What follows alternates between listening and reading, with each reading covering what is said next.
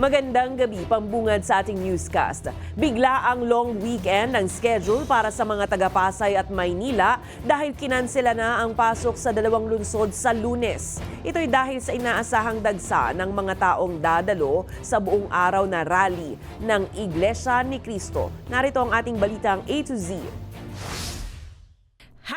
#walang pasok para sa lahat ng antas ng paaralan sa mga lungsod ng Pasay at Maynila sa darating na Lunes, January 13. Mismong ang Malacanang ang naglabas ng utos bilang paghahanda sa malawakang National Rally for Peace na ikinakasan ng Iglesia ni Cristo. Sinasabi na ang National Rally for Peace ng INC ay bilang suporta sa pahayag ni Pangulong Ferdinand Marcos Jr. na huwag nang patulan pa ang mga impeachment complaint laban kay Vice President Sara Duterte. Bagay na nakatakdang pagdesisyonan sa muling pagbubukas ng Kongreso sa Lunes.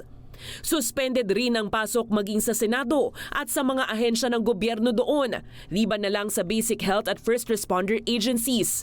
Ang MMDA magde-deploy ng halos 1,300 na personnel. Ang anticipated po na attendees ay 1 million coming from different provinces. No day off, no leave policy uli kami sa Monday.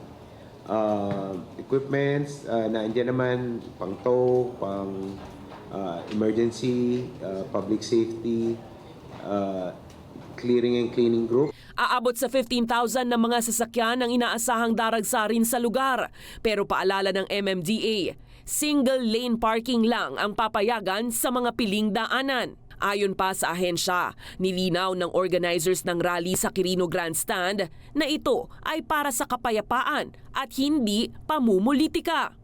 Ang kanila lamang daw pong bilin ay hindi pwedeng gawing political rally ito. So absolutely daw po, any politician ay hindi pwedeng magsalita. Magde-deploy rin ang Department of Interior and Local Government ng Kapulisan sa Maynila at sa iba pang venue ng protesta tulad sa Cebu, Davao at Iloilo. Full contingent naman nakabantay sa kanila. They have the right to air their grievances. They have a right to assembly. It's enshrined in the Constitution. So we have no problem with that. What will happen to if somebody files an impeachment? It will tie down the House. It will tie down the Senate. It will just take up all the time. And for what? For nothing. For nothing. None of this will help improve a single Filipino life.